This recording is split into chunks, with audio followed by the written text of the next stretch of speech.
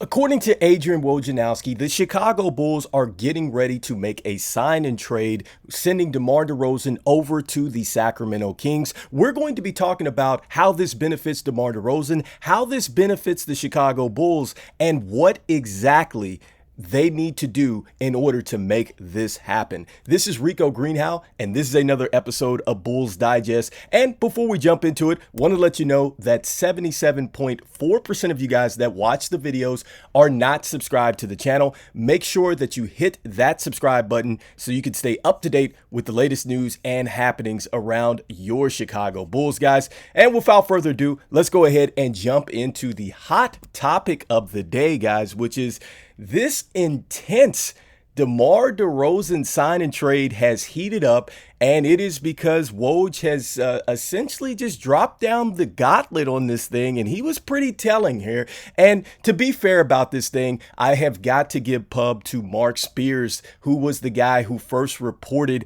when DeMar DeRozan came to us. He was on top of this yesterday where he was talking about that the Kings were definitely looking to make something happen, and it more than likely would include Kevin Huerter. All right, guys, but there is some things that possibly could be holding this thing up. As I go ahead and throw up the quote, you get a chance to see this. This is Evan Siddery, and he's talking about exactly what Woj had to say here. So he's saying, look, the Bulls and Kings are currently in a sign and trade negotiation. Just talked about that, but it looks like that what is going to happen here is that Chicago, or what is holding up the deal, is Chicago is not willing to take on large salaries in a potential deal. So a third team has to be involved here. And they're saying that, look, Sacramento is looking to possibly make something happen here in the next 24 to 48 hours, guys. And so that is a pretty huge update, guys. And so just to be clear about this, okay, DeMar DeRozan is no longer a part of the Chicago Bulls. He is an absolute free agent. He can go anywhere and everywhere he would like to go. All right.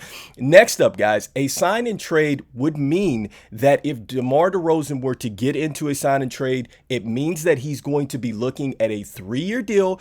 He's also going to be looking at somewhere like the 75 to 80 as far as the salary range for him versus going out here and getting a mid-level exception or exemption. So that's what the scenario is with DeMar DeRozan, which is why you saw that there was the report with Chris Haynes and then also to Woj as well saying that, look, he is probably maybe in a 1-year rental situation if he does not get into a sign and trade. And if he does get into a sign and trade, he is going to have to be okay with the fact that it is going to be a 3-year deal. And more than likely, the money is going to go up with the league and the salary cap and everything else. And so DeMar DeRozan may be locked into a contract that he may not necessarily like or feel valued at. And so that's the other thing about this, guys. And so, look, key thing about this is that there's going to be a third team that has to come in, and also too, the Chicago Bulls are going to have to take some assets in order to make this deal come up, guys.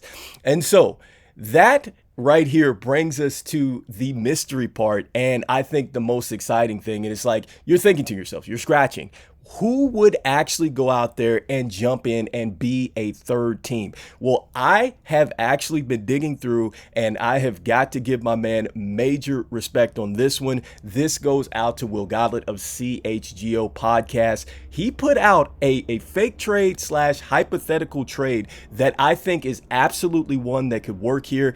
And I would say, aside from Sam Presti, I think one of the most aggressive executives in the NBA is Danny Ainge, and he is with the Utah Jazz. That's right. I think the Utah Jazz will step in here and they will go ahead and take advantage of desperate times and desperate situations as far as moving players, guys. This is exactly what a hypothetical trade looks like, and we're going to break down how this works for all teams and players involved, guys. And so let's go ahead and bring it up. But anyway, you got John Collins, Kevin Huerter coming to the Chicago Bulls. You got the Utah Jazz stepping in huge.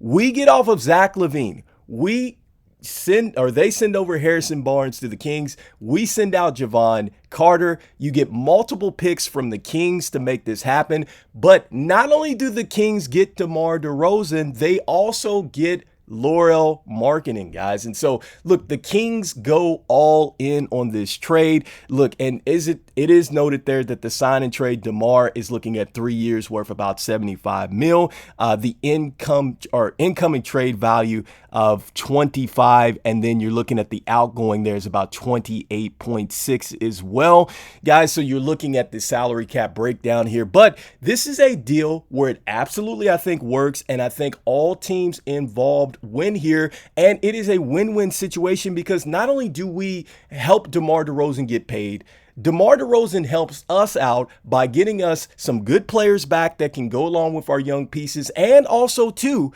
we get a third team that is linked to Zach Lavine, who supposedly, with this narrative out there, is unmovable, guys. And so, look, I think that this is a huge win-win situation for all teams involved, guys. And so, look, let's break down exactly what we would get with the players that are coming back to us, all right? And so let's start here with a guy like John Collins. He's a guy that I know when we talked about the Utah Jazz deal, I liked this deal because of John Collins. But look, here is a guy that is, 6'9". He's a power forward. He's played with Trae Young before. He is an absolute lob threat who loves to run the floor and finish big. Guys, I love that. I'm just envisioning that paired with Josh Giddey. I love that. The only issue that I've kind of had with John Collins is kind of been the injury bug.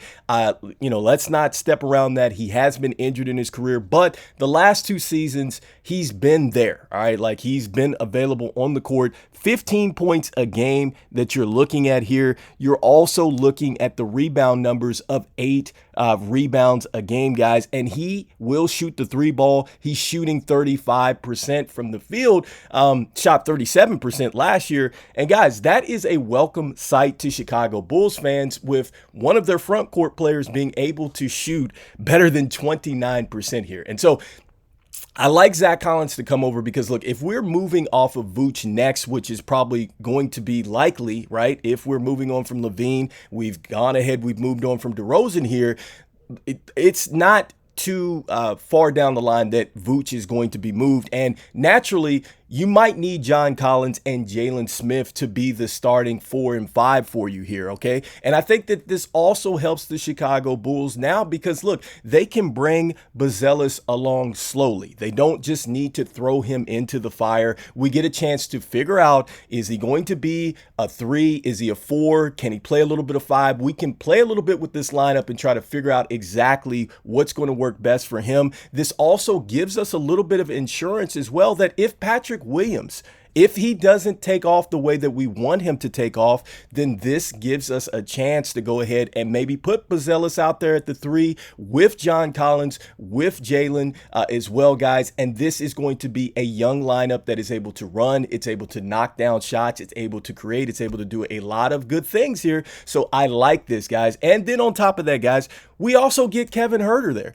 Kevin Huerter is a 6'7", I'd say guard slash small forward here. So we get a person that can play the wing. And we also, too, are getting some experience with both John Collins and Huerter as well, because they both played for an Atlanta team that went deep in the Eastern Conference at one time, guys. And plus, Huerter has played with the Kings. He was there during their resurgent time as they have gotten back to the playoffs here. Guys, I like this deal a lot for the Chicago Bulls. And I have to give a major salute to DeMar DeRozan for even coming back and doing a sign and trade with us, because he literally could walk off, guys. The fact that he could possibly do something like this hypothetically, he would literally be able to get things moving that our executives have not been able to do for, I don't know, months or maybe years here at this point in time, because we knew that we had to move off of Zach Lavine. Perhaps this is what we need to make this happen, guys. So let me know in the comments, what do you guys think? Do you guys think that this is so wild? There's no way the Utah Jazz are going to jump in and help facilitate this deal. Do you think that, there's no way Danny Ainge is not going to do what he's always done, which is take advantage of the market and find a way to get teams as they're selling low here? Do you feel like, hey, this is a great deal because look, the Kings are going to get, not only are they going to get DeRozan, but they're going to get Laurel Markkanen to go along with Mr. Double Double Sabonis out there. They also just drafted Carter here out of the draft, and this Kings team certainly starts to look a little bit more scarier there. Do you like this deal for Utah and the pieces that they get back, guys? And look, even though we don't know what's going to happen in the next 24 to 48 hours as Chicago Bulls fans around a guy that I must remind you that is not even on contract with us. Let's be like DeMar DeRozan, man. Let's give it all. Let's keep believing. Go Bulls. I'll see you guys on the next one. Peace, peace, peace.